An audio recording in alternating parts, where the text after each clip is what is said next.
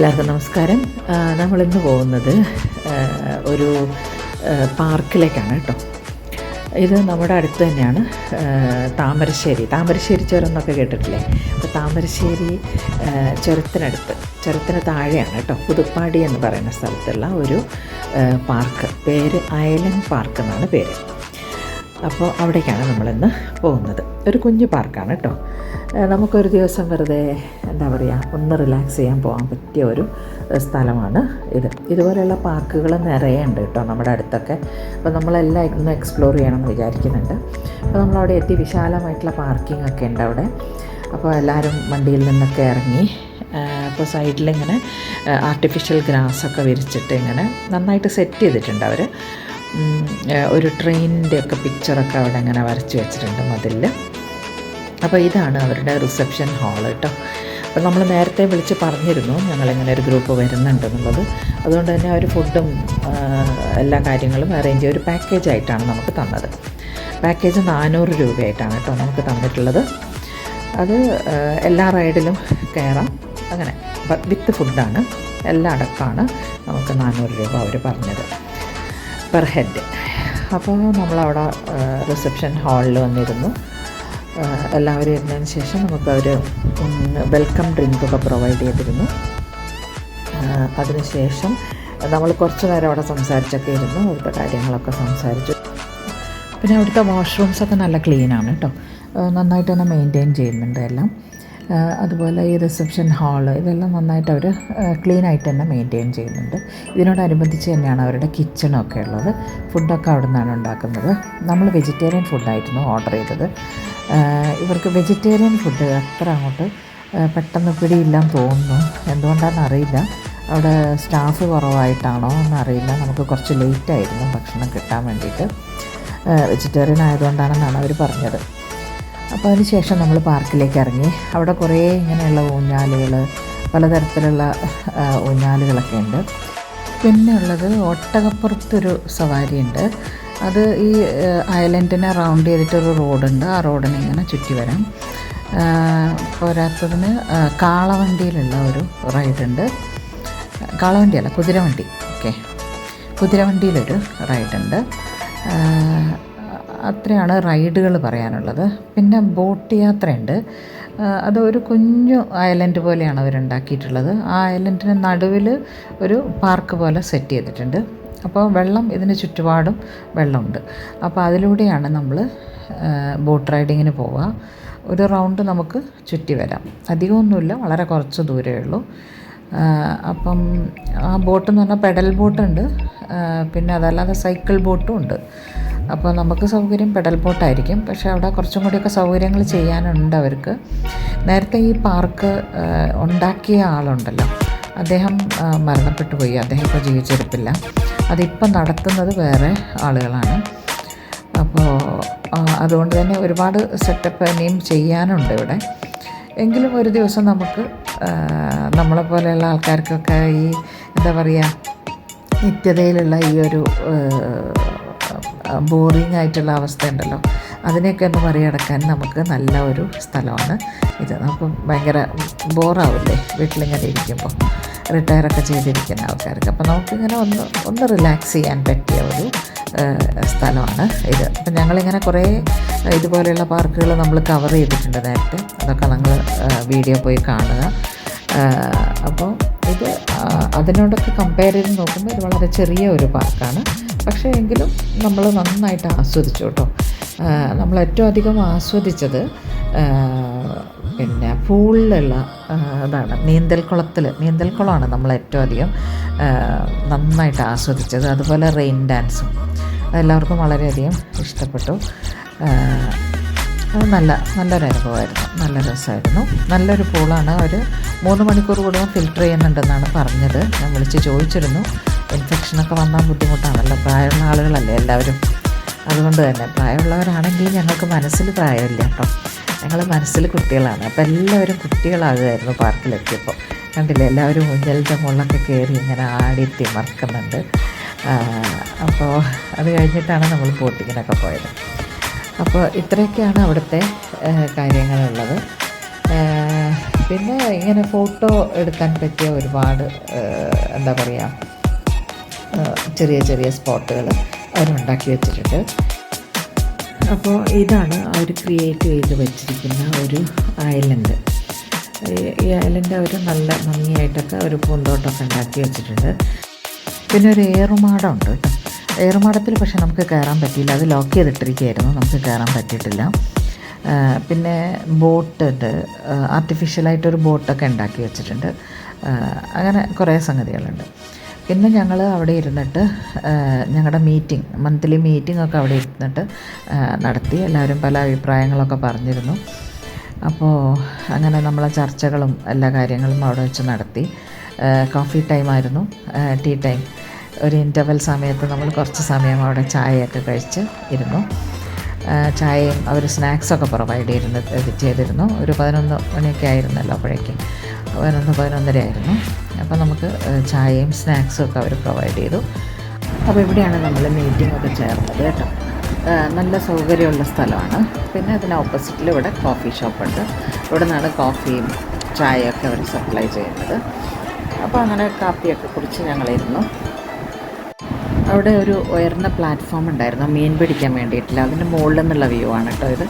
നല്ല ഭംഗിയുള്ള ഒരു വ്യൂ ആയിരുന്നു. ഏറുമാടൊക്കെ അവിടെ കാണാനുണ്ട്. നമ്മൾ കയറിയില്ല കേട്ടോ. അപ്പോൾ അതിന് ശേഷം നമ്മൾ കുതിരവണ്ടിയിൽ കയറി. കുതിരവണ്ടിയിൽ കയറിയിട്ട് നമുക്ക് അവർക്ക് വീഡിയോ എടുത്ത് തരാൻ പറ്റിയില്ല കേട്ടോ. ഞങ്ങൾ അതുകൊണ്ട് ഫോട്ടോ മാത്രമേ ഉണ്ടായിരുന്നുള്ളൂ. ഞാനും രമണി ടീച്ചറും കൂടി ആയിരുന്നു ആദ്യം കയറിയത്.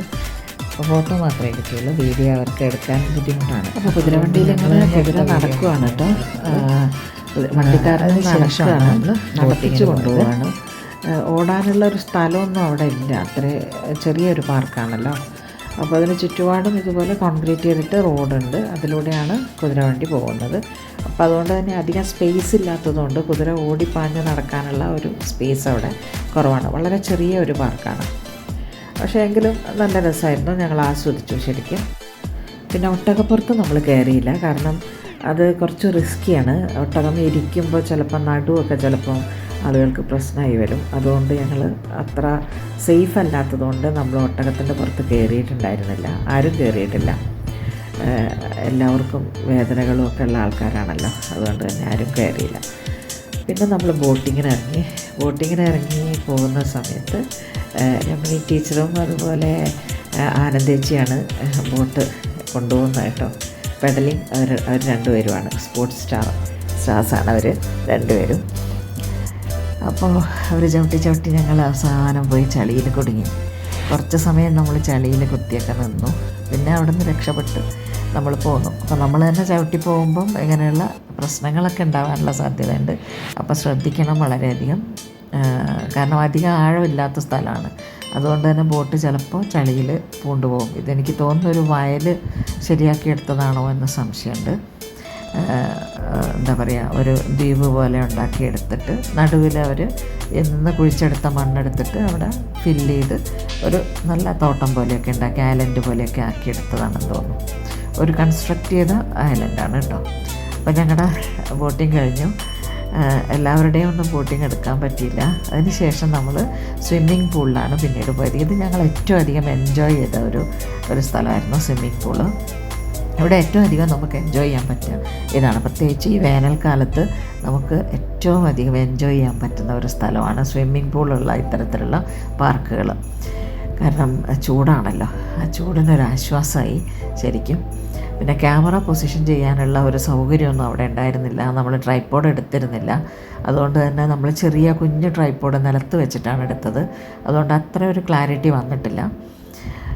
അപ്പോൾ സ്വിമ്മിംഗ് പൂളിൽ നല്ല രസമായിരുന്നു. ഞങ്ങൾ കുറേ സമയം അടിച്ചു പൊളിച്ചു. ശരിക്കും ഒരു 1 മണിക്കൂർ നേരം കഷ്ടിച്ച് നമ്മൾ സ്വിമ്മിംഗ് പൂളിൽ തന്നെ ചിലവഴിച്ചിട്ടുണ്ടായിരുന്നു.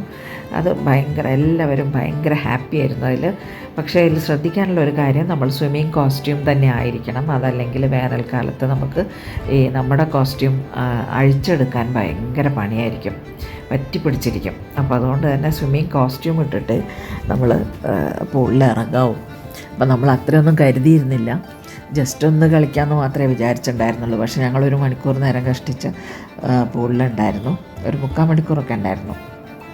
അപ്പോൾ ഈ ഡ്രസ്സിങ് ശരിക്കും സ്വിമ്മിംഗ് പൂളിലെ കോസ്റ്റ്യൂം തന്നെ ആയിരിക്കണം, അതല്ലെങ്കിൽ ബുദ്ധിമുട്ടായിരിക്കും.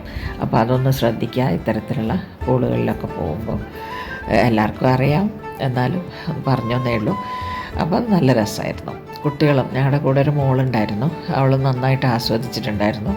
പിന്നെ വേറെയും കുറച്ച് കുട്ടികളൊക്കെ ഉണ്ടായിരുന്നു അവിടെ, ആരൊക്കെയോ നമുക്കറിയാത്ത ആൾക്കാരാണ്.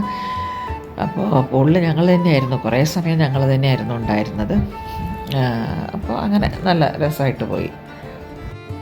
പിന്നെ പൂളിൽ നമ്മൾ സതി ടീച്ചർ ഉണ്ടായിരുന്നു. സതി ടീച്ചർക്ക് ശരിക്കും സത്യം പറഞ്ഞാൽ 2-3 സർജറിയൊക്കെ കഴിഞ്ഞ ആളാണ്. കയ്യും കാലും ഒന്നും വഴക്കുന്നില്ല അവർക്ക്, എങ്കിലും അവരുടെ വിൽ പവർ സമ്മതിക്കണം. അവർ ശരിക്കും പൂളിൽ ശരിക്കും ആസ്വദിച്ച് അവർ നന്നായിട്ട് നീന്തുന്നുണ്ടായിരുന്നു.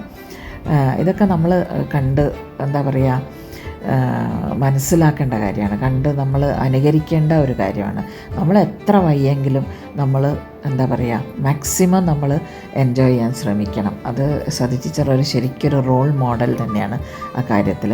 ഭയങ്കര വിൽ പവറാണ് ടീച്ചർക്ക്. കണ്ടല്ലേ, ടീച്ചർ ആസ്വദിച്ച് കളിക്കുന്നുണ്ട്. വേദനയൊക്കെ ഒരു ഭാഗത്ത് അവിടെ ഇട്ടിട്ട് അവർ നന്നായിട്ട് ആസ്വദിക്കുന്നുണ്ട്. അവരെ കണ്ടു പഠിക്കേണ്ടതാണ് എല്ലാവരും. പ്രായമായി, എനിക്ക് വയ്യ, എനിക്ക് എവിടെയും പോകാനാവില്ല എന്നൊക്കെ പറയുന്ന ആൾക്കാർ അവരെ കണ്ട് പഠിക്കേണ്ടതാണ്. ശരിക്കും ഭയങ്കര ഒരു അനുഭവമായിരുന്നു പൂളിലേത്. അതിനുശേഷം നമ്മൾ റെയിൻ ഡാൻസ് ഉണ്ടായിരുന്നു. ഇങ്ങനെ ഒരു ഗുഹ പോലെയൊന്ന് അവർ ക്രിയേറ്റ് ചെയ്തിട്ടുണ്ട്. ഇതൊരു റൂമാണ്, ഒരു ഹാള് പോലത്തെ ഒരു സ്ഥലമാണ്. അതിനകത്ത് നിറയെ ഫൗണ്ടൻസ് വെച്ചിട്ടുണ്ട്. ഫൗണ്ടൻസ് അല്ല, അതെ, ഷവർ പോലെ ഫൗണ്ടൻസ് വെച്ചിട്ടുണ്ട്. അതിലാണ് നമ്മൾ റെയിൻ ഡാൻസ് ചെയ്യുന്നത്.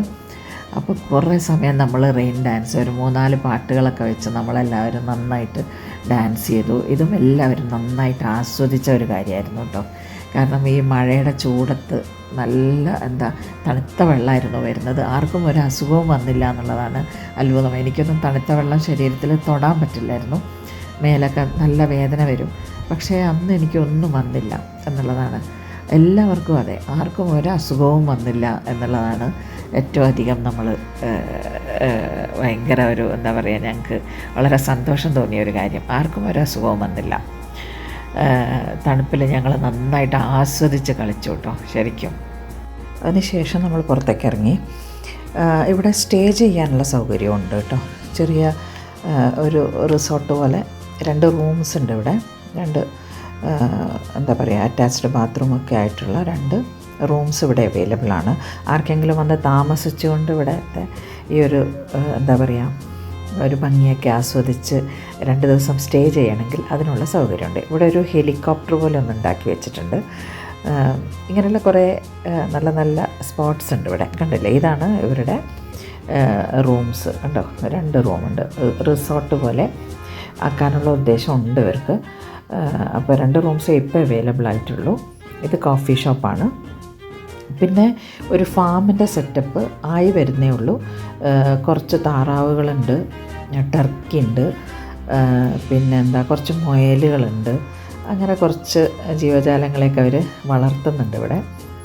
കോഴികൾ കണ്ടില്ല, ടർക്കീനെ മാത്രമേ കണ്ടുള്ളൂ. ടർക്കിയും വാത്തും ഉണ്ട്, താറാവുകൾ. പിന്നെ മുയലും ആണ് കണ്ടത്.